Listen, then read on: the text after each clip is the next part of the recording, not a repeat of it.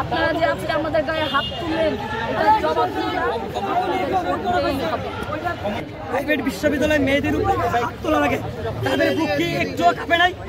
একটুও কাঁপে নাই? তারা যখন 17 জুলাই ঢাকা বিশ্ববিদ্যালয় বন্ধ করে দেওয়া হয়েছিল, যখন তারা গাট্টি গুস্কা নিয়ে বাড়িতে চলে গেছিল, এই মেয়েরাই আমরাই রাজপথে নেমেছি তাদের জন্য। তাদের রক্তে আমাদের চোখে পানি আসছিল। তাদের এটা সবসময় চিন্তা করা উচিত যে আমরা কাদের গায়ে হাত তুলতেছি, আমরা কাদের সাথে বৈষম্য করতেছি। গণ অভ্যুত্থানে নেতৃত্ব দেওয়া শিক্ষার্থীদের নতুন ছাত্র সংগঠনের নাম ঘোষণাকে কেন্দ্র করে ঢাকা বিশ্ববিদ্যালয়ের মধুর ক্যান্টিনে হাতাহাতির ঘটনা ঘটেছে। বুধবার বেলা ৩টায় সংবাদ সম্মেলনের নতুন সংগঠনের আত্মপ্রকাশের কথা ছিল, কিন্তু ধাক্কাধাক্কি ও বিক্ষোভের মুখে নির্ধারিত সময়ের ২ ঘন্টা পরও সংবাদ সম্মেলন শুরু করা যায়নি।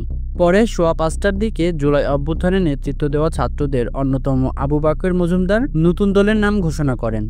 নতুন ছাত্র সংগঠনের নাম রাখা হয়েছে গণতান্ত্রিক ছাত্র সংসদ। তখনও বিক্ষুব্ধ কিছু তরুণকে স্লোগান দিতে দেখা যায়। পদে বঞ্চিত হয়েছেন এ দাবি করে এই আত্মপ্রকাশ অনুষ্ঠানে বিক্ষোভ করেন বেসরকারি বিশ্ববিদ্যালয়ের শিক্ষার্থীরা। এ সময় তাদের বিভিন্ন স্লোগান দিতে দেখা যায়। এ সময় উত্তেজিত শিক্ষার্থীদের ধাক্কাধাক্কি করতে দেখা যায়।